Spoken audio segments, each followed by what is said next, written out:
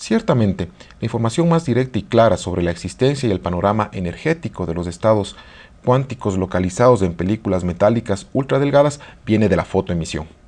La fotoemisión es una técnica experimental que mide la energía de los electrones emitidos desde un material por efecto fotoeléctrico.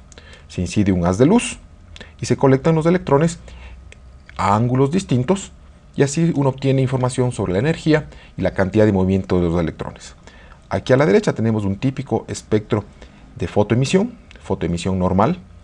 En el eje vertical tenemos la corriente de fotoemisión y en el eje horizontal tenemos la energía de enlace o básicamente la energía cinética de los electrones emitidos.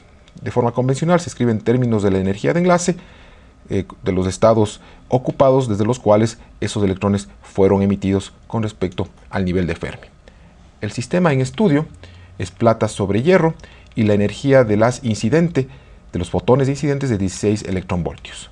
Primeramente vemos claramente la naturaleza discreta de los estados electrónicos desde los cuales esos electrones fueron emitidos, y a medida que aumentamos el grosor de la película, el número de capas, es decir, aumentamos el ancho del pozo, observamos que esos estados se van acercando, como esperaríamos para el problema de una partícula en una caja. Para este caso particular, incluso observamos estados electrónicos definidos, discretos, incluso para películas de un grosor grande como estas de aquí de 119 capas atómicas. Otra técnica utilizada para el estudio de este tipo de estructuras es la difracción de rayos X, en particular la difracción de superficies. En este caso, lo que hacemos es incidir, y mostramos aquí en esta figura una geometría de reflectividad. Incidimos un haz de rayos X en el orden de los kiloelectronvoltios y colectamos la intensidad emitida al mismo ángulo de incidencia. Podemos mapear zonas de gran transferencia de momento y así determinar las propiedades estructurales de estas películas con mucha precisión. Aquí tenemos un típico espectro de reflectividad a la derecha. En el eje X tenemos la transferencia de momento, básicamente proporcional al seno del ángulo de incidencia. En el eje Y tenemos la intensidad en escala logarítmica, que nos permite resaltar estas variaciones de la intensidad, básicamente estas franjas de interferencia. Si nuestra película es extremadamente uniforme, voy a observar unas franjas de interferencia muy bien formadas, como en el caso de una rejilla óptica. Contando las franjas también puedo saber cuántas capas atómicas tengo. En el caso de una película desigual, con diferentes grosores presentes, estas franjas de interferencia se van a atenuar y mediante el ajuste de curvas respectivo podremos saber la proporción de los diferentes grosores.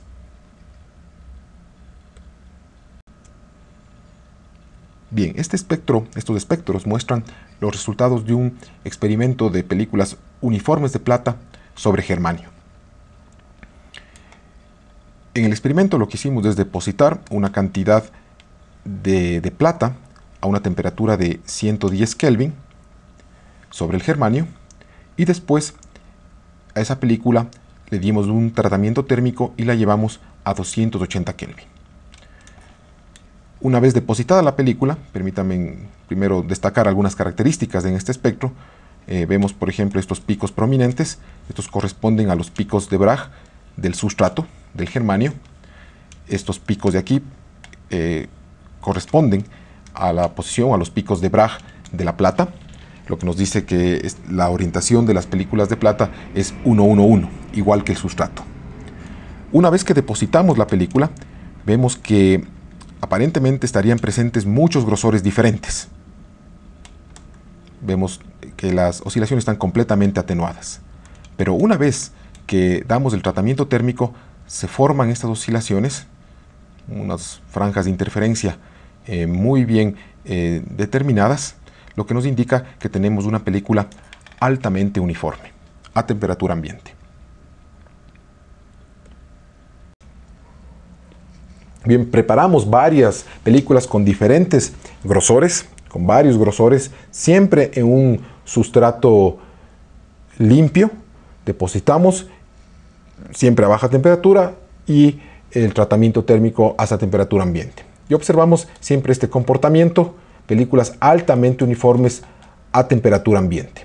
En rojo están los ajustes de curva, de cual podemos obtener diferente información, saber, por ejemplo, qué grosores son los más importantes, cuáles son los que están presentes, y saber también la estructura de las capas que forman la película.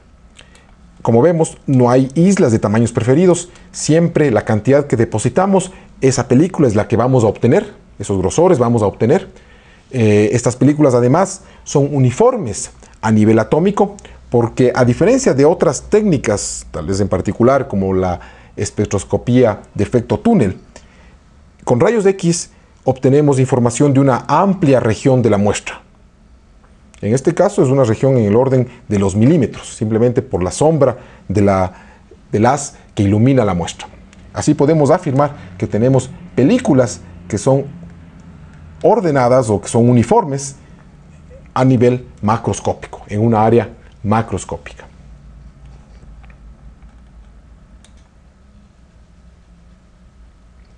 Ahora bien, ¿cómo podemos relacionar la estructura de estas películas que vemos aquí? Esta es la parte experimental, lo que obtenemos, la intensidad, y aquí está la estructura de las películas que a la final está relacionada con la densidad electrónica. ¿Cómo podemos relacionar esto? Justamente con un modelo de pozo cuántico. Aquí tenemos la parte experimental y acá a la derecha el modelo de un gas de electrones en un pozo cuántico. La física esencial de la película metálica puede ser capturada por este modelo. En particular, por ejemplo, con el modelo de pozos cuánticos podemos hallar la energía total de la película y a partir de eso hallar la energía superficial. Efectivamente, a la derecha tenemos la energía superficial para una película de plomo de orientación 111, que son los datos experimentales que voy a mostrar en un momento. Calculada esta energía superficial usando el modelo basado en un gas de electrones libres confinados a un pozo cuántico infinito, como una función de n que así hacemos aquí continuo.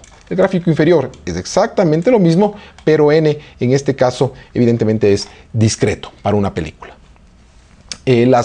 Estas oscilaciones son bien descritas por una forma sinusoidal atenuada que se usa para ajustar los datos experimentales.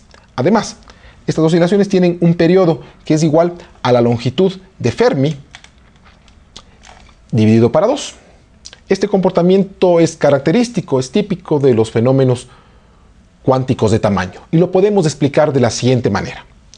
El número de subbandas o discos bajo el nivel de Fermi es igual al número de onda de Fermi, o sea, para el plomo, la longitud del tamaño del pozo, dividido para la constante pi. Es decir, evidentemente depende de la longitud del pozo. Así que si el pozo se expande, una banda adicional va a cruzar el nivel de Fermi. ¿Cuánto tiene que expandirse el pozo para que una banda adicional cruce el nivel de Fermi? Tiene que expandirse en pi sobre el número de onda de Fermi. Esta periódica adición de bandas o de subbandas resulta en las oscilaciones que observamos en la energía superficial, que se atenúan evidentemente cuando las subbandas se juntan con el aumento del grosor de la película. En el gráfico inferior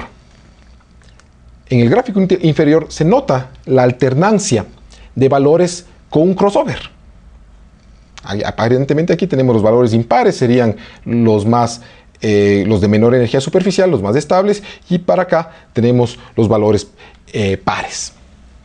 Este efecto es debido a la interacción de la naturaleza discreta de la película con las oscilaciones de la energía superficial. ¿Por qué?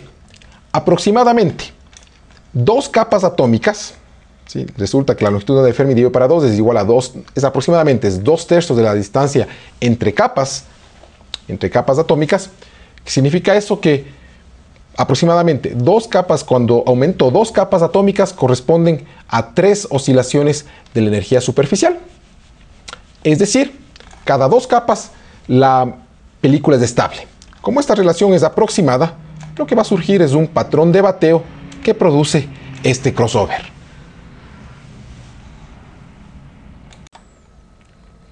Podemos usar este modelo para estudiar la energía superficial de películas de plomo depositadas en silicio. En este caso el sistema plomo-silicio, que tiene un comportamiento diferente al de plata-germanio que vimos anteriormente. En este caso podemos, de los datos de difracción podemos extraer la ocupación relativa, que es lo que estoy mostrando aquí. Este es el número de capas y este es el porcentaje de ocupación para cada capa. La gráfica es, por ejemplo, en este caso se depositaron 6 capas atómicas a 110 Kelvin y en el caso del plomo, en cambio, tenemos una película uniforme a esta temperatura. Observamos que es muy uniforme y a medida que aumentamos la temperatura, no se ven cambios hasta aproximadamente los 232 Kelvin, donde ahí aparecen regiones de 8 y 10 capas atómicas. Se comienzan a formar. Estas regiones se hacen más prevalentes hasta aproximadamente los 250 Kelvin. Entonces tengo 6, 8 y 10, que son las más estables. ¿Sí? Las películas más estables. O los grosores más estables. Al aumentar la temperatura, películas con 6 capas siguen siendo las más predominantes, pero ya la distribución se sigue ampliando y nuevos grosores van a ser los predominantes o los dominantes hasta llegar a un tipo de equilibrio local. La gráfica de la derecha es la energía superficial calculada a partir de los datos experimentales. Se usaron varios grosores, se comenzaron en películas estables y en películas inestables y se pudo obtener este gráfico de aquí, que muestra justamente estas variaciones en la energía superficial y los crossover también interesantes debido a ese patrón de bateo que menciono. Simplemente propongo a ustedes las conclusiones. Podemos fabricar, y esto es creo que una base también importante, podemos fabricar estas estructuras muy uniformes que nos permiten utilizar este tipo de modelos simples. No existe una sola técnica para estudiar este tipo de estructuras. Varias técnicas nos ofrecen diferentes ventajas y desventajas. Y en principio, los efectos cuánticos de tamaño son importantes, se pueden medir y van a ser importantes para el diseño de dispositivos. Gracias.